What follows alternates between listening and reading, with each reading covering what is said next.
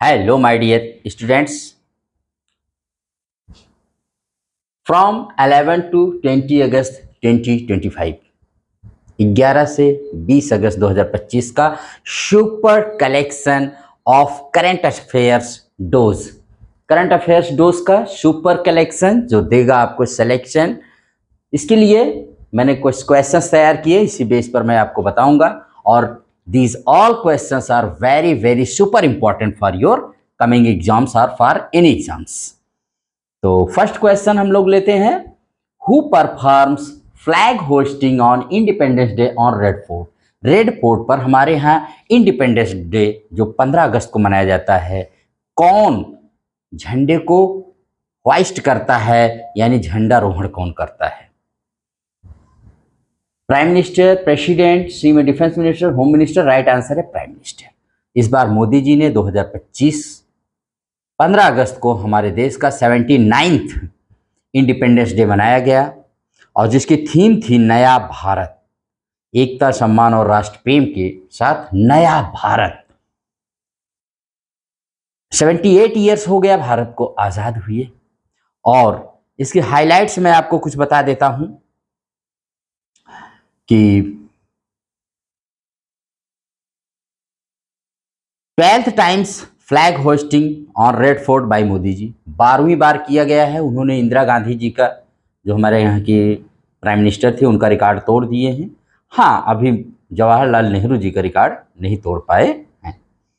और उसके बाद 103 मिनट की लॉन्गेस्ट इंडिपेंडेंस स्पीच दिया है। आज तक किसी प्राइम मिनिस्टर ने नहीं दिया, खुद स्वयं भी नहीं दिए थे, लेकिन 2025 में 103 मिनट की लॉन्गेस्ट स्पीच दिया है।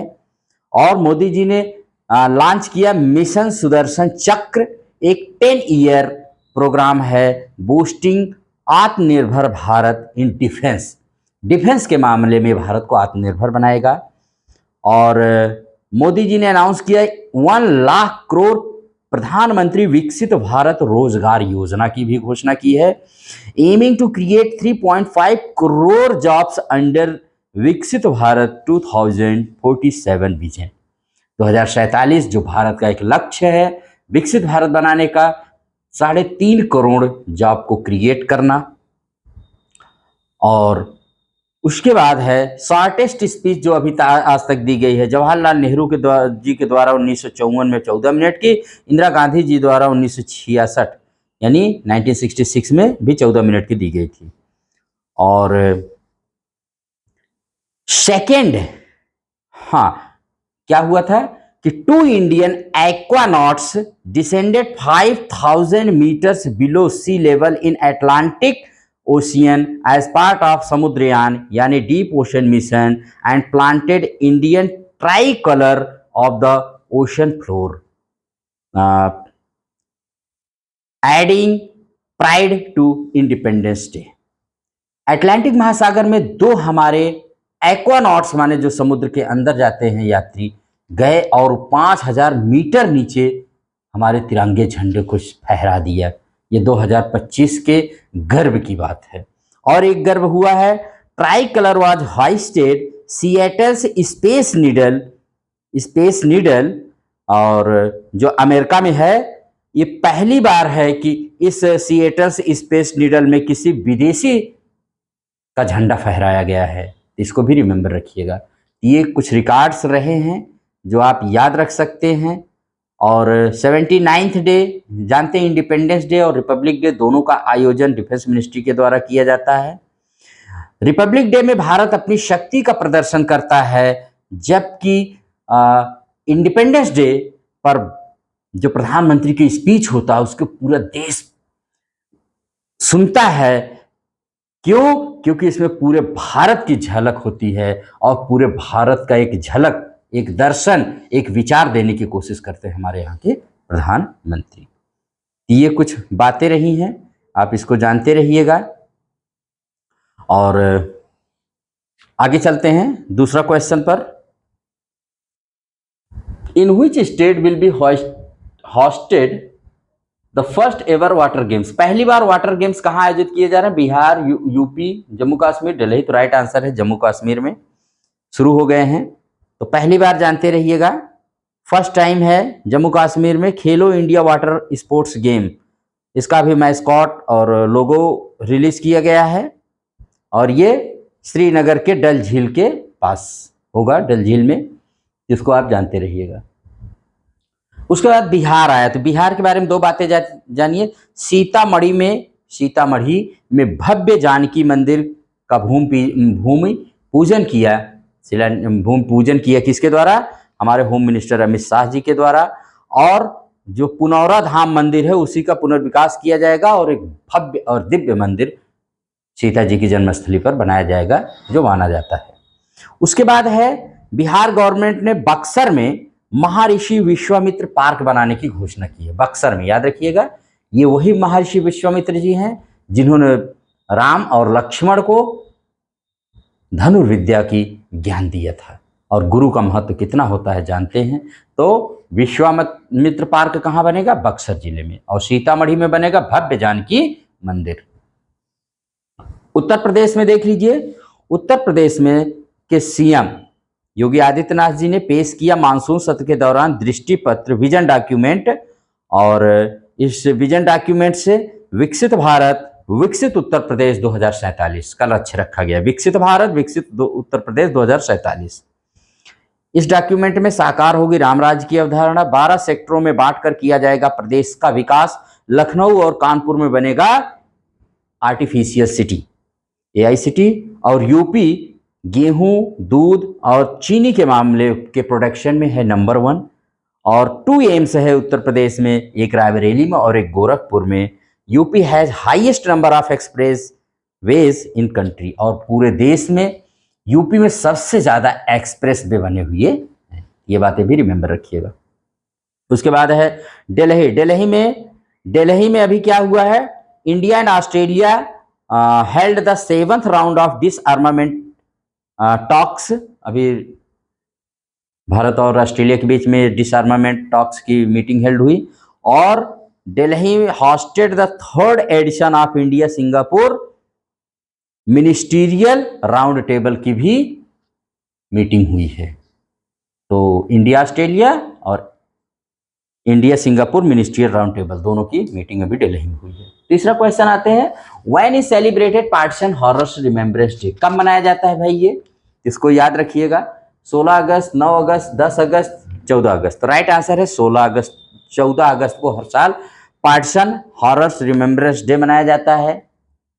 पार्टीशन हॉरर्स रिमेम्बरेंस डे माने विभाजन विभीषिका स्मृति दिवस की याद रखो हमारे भारत को कैसे बांटा गया था। और इसी पर एनसीईआरटी ने अभी एक स्पेशल मॉड्यूल पेश किया है 17 पेजेस का, फ्रॉम क्लास 6 to 12। देखो पहले तो मॉड्यूल समझ लिए। मॉड्यूल वो होता है जो रेगुलर टेक्स्ट बुक का हिस्सा नहीं होता है, ये सप्लीमेंट्री रीडिंग के लिए जारी किया जाता है। तो module is not the part of text book, regular text book, but it is a complementary reading. तो इसको जारी किया है और उस मॉड्यूल में उन्होंने बताया है, उसका नाम रखा है कल्प्रिट्स ऑफ पार्टीशन, पार्टीशन के गुनाहगार। और इसमें बताया है कि भारत का विभाजन किसी एक व्यक्ति की वजह से नहीं बल्कि 3 तत्वों से हुआ था। वो कौन है? सबसे पहला है Mohammad Ali Jinnah, who demanded it, जिसने पार्टीशन की मांग किया। दूसरा Congress, which accepted it, Congress party जिसने इसको स्वीकार कर लिया। और तीसरा है माउंटबेटन, हु इम्प्लीमेंटेड इट, जिसने इसको लागू कर दिया। इन तीनों को गुनाहगार बताया है एनसीईआरटी ने अपने स्पेशल मॉड्यूल में, जिसका नाम है कल्प्रिट्स ऑफ पार्टीशन। एनसीईआरटी ने यहीं पर एक और मॉड्यूल अभी जारी किया है। एक मॉड्यूल का नाम है फॉर क्लासेस 3 to 8, माने 3 से 8 क्लास के बच्चों के लिए है। प्रिपरेटरी एंड मिडिल स्टेज के बच्चों के लिए उसका नाम है Operation Sindoor, a saga of valour. और फॉर 9 to 12 क्लास के लिए Operation Sindoor, a mission of honour and bravery. इसमें ऑपरेशन सिंदूर जो हमने पहलगाम अटैक जब आतंकवादियों ने किया पाकिस्तान के, उसके खिलाफ, पाकिस्तान के आतंकवादियों के खिलाफ जो हमने कार्रवाई की, उसका ऑपरेशन सिंदूर नाम रखा गया। बच्चों को ये क्लासरूम में बताया जाए कि कैसे भारत ने 22 मिनट में पाकिस्तान को एकदम से सरेंडर करने के लिए विवश कर दिया, फोर्स कर दिया। दोनों मॉड्यूल याद रखिएगा, special modules on partition, on culprits of partition, special modules on Operation Sindoor. दोनों को बहुत ही ज़्यादा रिमेंबर रखिएगा। और 14 अगस्त को मनाया जाता है पार्टीशन रिमेम्बरेंस डे। उसके बाद है 16 अगस्त। तो 16 अगस्त जान लीजिए, अभी 16 अगस्त को 7th डेथ एनिवर्सरी मनाई गई हमारे यहाँ के जो पूर्व प्रधानमंत्री थे अटल बिहारी वाजपेयी जी की। और फिर उसके बाद है 9 अगस्त। 9 अगस्त को वर्ल्ड संस्कृत डे मनाया जाता है। वर्ल्ड संस्कृत डे, जैसे आप देखते हैं कि इंग्लिश 23 अप्रैल को मनाया जाता है वर्ल्ड इंग्लिश डे, और वैसे ही 14 सितंबर को हिंदी डे मनाया जाता है। वैसे संस्कृत डे हर साल श्रावण पूर्णिमा को मनाया जाता है। तो इस बार 9 अगस्त 2025 को मनाया गया क्या, वर्ल्ड संस्कृत डे। और 10 अगस्त को वर्ल्ड लायन डे, विश्व शेर दिवस मनाया जाता है। कुछ और दिवस हैं, मैं आपको बता दे रहा हूँ, आप उनको रिमेंबर रख लीजिए। जैसे 1 अगस्त को वर्ल्ड लंग कैंसर डे मनाया जाता है। 1 अगस्त को ही नेशनल माउंटेन क्लाइंबिंग डे मनाया जाता है। 1 अगस्त को ही वर्ल्ड वाइड वेब डे मनाया जाता है। 3 दिवस मनाए जाते हैं। 1 से 7 अगस्त तक वर्ल्ड ब्रेस्ट फीडिंग डे मनाया जाता है। एक वीक मनाया जाता है, ब्रेस्ट फीडिंग वीक मनाया गया, वर्ल्ड ब्रेस्ट फीडिंग 1 से 7 अगस्त। और 6 और 9 अगस्त, 6 अगस्त को हिरोशिमा डे और 9 अगस्त को नागासाकी डे, क्योंकि 6 अगस्त को हिरोशिमा पर लिटिल बॉय नामक और 9 अगस्त को नागासाकी, जो जापान के 2 शहर हैं, अमेरिका के द्वारा इन पर एटम बम छोड़े गए। और हिरोशिमा पर छोड़े गए एटम बम का नाम था लिटिल बॉय, और नागासाकी पर छोड़े गए एटम बम का नाम था फैट मैन। और इसी की वजह से 15 अगस्त 1945 को जापान ने द्वितीय विश्व युद्ध में सरेंडर कर दिया। इस बार इसकी 80वीं 80th एनिवर्सरी मनाई गई, इसलिए कि कितना खतरनाक होता है atom bomb. Stop the use of atom bomb, हर साल ये मनाया जाता है। उसके बाद है 19 अगस्त। 19 अगस्त को क्या हुआ है, तो इसमें वर्ल्ड फोटोग्राफी डे मनाया जाता है, जिसकी थीम रही माई फेवरेट फोटो। और इसी दिन मनाया जाता है वर्ल्ड ह्यूमैनिटेरियन डे, जिसकी थीम है strengthening global solidarity and empowering local communities. World humanitarian day की थीम है strengthening global solidarity and empowering local communities.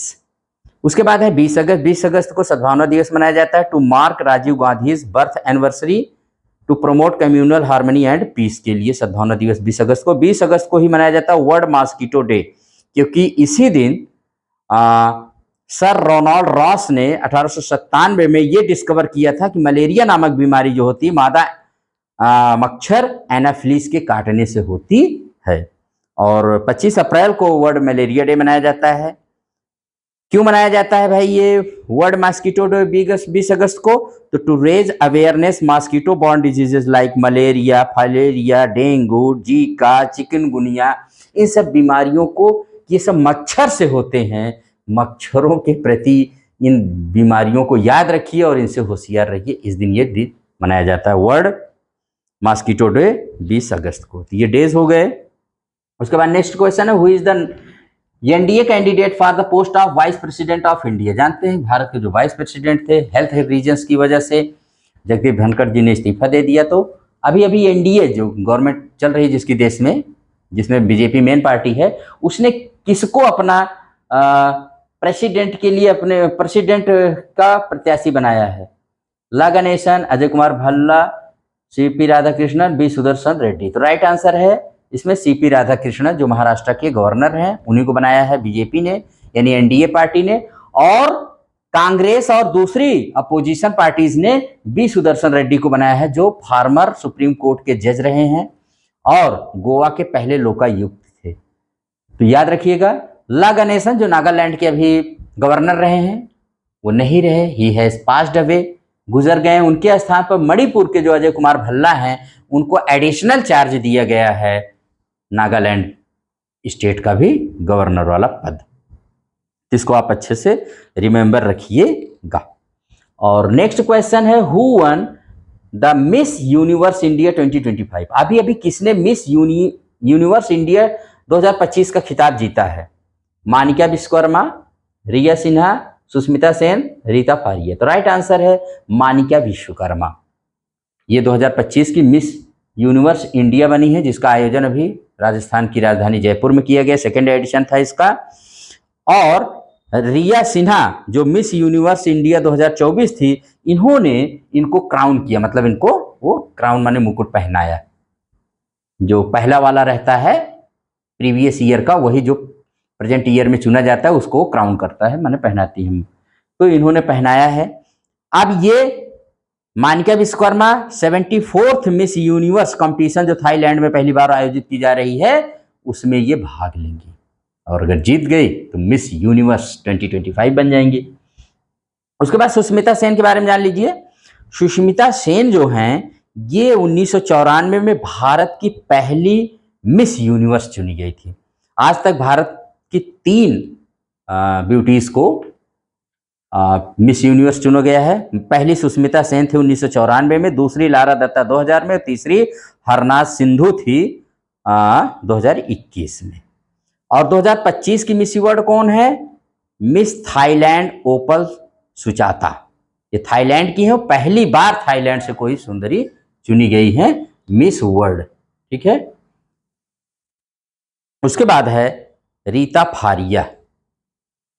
हाँ, तो रीता फारिया को जान लीजिए। Reita Faria first miss world है फ्रॉम इंडिया। रीता फारिया क्या है? भारत की पहली मिस वर्ल्ड थी 1966 माने 1966 में चुनी गई थी। आज तक भारत में 6 ब्यूटीज को 6 वीमेन को मिस वर्ल्ड चुना गया है। पहले रीता फारिया हैं, 1994 में ऐश्वर्या राय, 1997 में डायना हैडन, 1999 में युक्ता मुखी, और 2000 में प्रियंका चोपड़ा, और 2017 में मानसी छिल्लर। इनको याद रखिएगा, आज तक यही चुनी गई है। दुनिया की पहली मिस वर्ल्ड कौन थी? किकी हाकनसन, जो स्वीडन से थी, और इसका पहली बार आयोजन मिस वर्ल्ड का कहाँ किया गया था? तो लंदन यूके में 1951 में। और दुनिया की पहली मिस यूनिवर्स कौन थी? आर्मी कुसेला, ये फिनलैंड की थी। और मिस वर्ल्ड का पहली बार आयोजन 1952 में लॉन्ग बीच कैलिफोर्निया अमेरिका में किया गया। ये क्वेश्चन बेस्ड क्वेश्चन थे, बहुत अच्छी जानकारी मैंने आपको इसमें बताने की कोशिश की है। आप इन सब फैक्ट्स को याद रखिएगा। वन लाइनर्स जल्दी से देख लेते हैं कौन कौन से हैं इसमें भाई। तो देख लीजिए, government of India to set up IIM in Guwahati. IIM बनाएगा कहाँ पर? गुवाहाटी में। ये नॉर्थ ईस्ट का सेकेंड IIM होगा। किसके बाद? शिलोंग के बाद। शिलोंग माने जो मेघालय की राजधानी, उसके बाद गुवाहाटी में सेकेंड IIM बनेगा नॉर्थ ईस्ट में। India to host Bharat second WHO global summit on traditional medicine का आयोजन करेगा, होस्ट करेगा इसको दिसंबर 2025 में, 17 से 19 दिसंबर के बीच। थीम क्या है? Restoring balance, the science and practice of health and wellbeing. First WHO traditional medicine global summit was held in Gandhinagar, Gujarat 2023 में। पहली जो global WHO traditional medicine global summit थी, वो भी गुजरात के गांधीनगर 2023 में आयोजित की गई थी, और दूसरा दिल्ली में हो रही है। WHO अनाउंस्ड, WHO ने घोषणा की कि नेपाल ने अपने यहाँ से रुबेला यानी खसरा बीमारी से मुक्त हो गया है, एलिमिनेट कर दिया इस बीमारी को। रुबेला को जर्मन मीजल्स कहते हैं, और ये बहुत ही हाईली कंटेजियस वायरल इन्फेक्शन है। वायरस से होने वाली बहुत ही संक्रामक बीमारी है। खसरा उसरा बच्चों में बहुत हो जाता है। Nepal is the 6th country in WHO south east Asia to achieve rubella elimination. Rubella elimination को गेन करने वाला, पाने वाला Nepal south east Asia, WHO के साउथ ईस्ट एशिया में छठा देश है। और INS Rana and INS Jyoti took part in SLINEX 25 in Colombo to boost maritime cooperation. INS Rana, INS Jyoti, SLINEX जो एक्सरसाइज हुई, मैरीटाइम एक्सरसाइज भारत और श्रीलंका के बीच में कोलंबो में ही, इसमें 2 जहाज हमारे यहाँ के INS राणा, INS ज्योति ने पार्टिसिपेट किया, यानी भाग लिया। तो आज का यही क्लास था, जिसकी स्टार्टिंग हमने किया फ्लैग होस्टिंग से, जो आइडिया को माने हर साल रेड फोर्ट पर इंडिपेंडेंस डे के अवसर पर प्रधानमंत्री के द्वारा रेड फोर्ट पर और रिपब्लिक डे पर हमारे राष्ट्रपति के द्वारा अनफर्न किया जाता है हमारा तिरंगा कर्तव्य पथ पर। ठीक है, इसको याद रखिएगा। और उसके बाद फिर तमाम क्वेश्चंस हमने इसमें डिस्कस किए, बहुत ही अच्छे सारे क्वेश्चंस हैं। आई होप कि आपको ये अच्छा लगेगा और बहुत सारी शुभकामनाएं आपको। अगर ये चैनल पसंद है तो लाइक एंड शेयर करिए। Thank you very much.